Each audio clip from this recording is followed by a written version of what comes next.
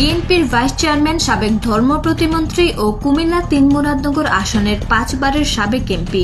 কাজী শাহ মোফাজ্জল হোসেন কায়কোবাদের স্বদেশ প্রত্যাবর্তন উপলক্ষে কুমিল্লার মুরাদনগর উপজেলায় পূর্ব প্রস্তুতি ও আলোচনা সভা করে বিএনপি।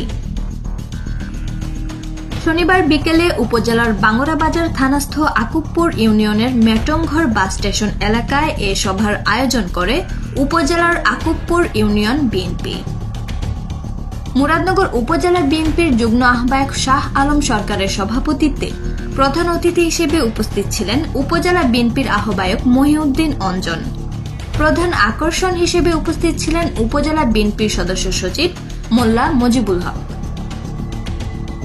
উপজেলা স্বেচ্ছাসেবক দলের সিনিয়র যুগ্ম আহ্বায়ক ফারুক আহমেদ বাদশার সঞ্চালনায় বিশেষ অতিথি হিসেবে উপস্থিত ছিলেন কুমিল্লা উত্তর জেলা ছাত্র দলের সভাপতি চৌধুরী রকিবুল হক শিপন, উপজেলা বিএনপির যুগ্ম আহ্বায়ক কামাল উদ্দিন ভূঁইয়া, নজরুল ইসলাম, সৈয়দ আমজাদ হোসেন তসু,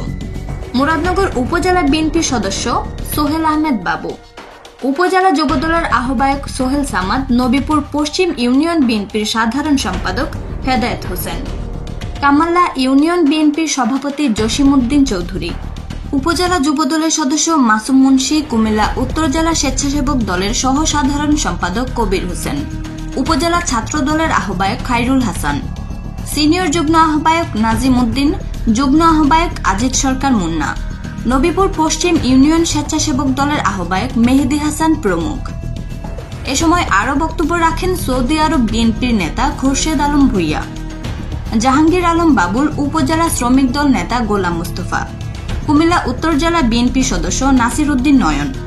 আকুবপুর ইউনিয়ন স্বেচ্ছাসেবক দলের আহ্বায়ক শরীফ খান, মেটংঘর বিএনপির নেতা আলম, উপজেলা যুবদলের সদস্য আবু বকর,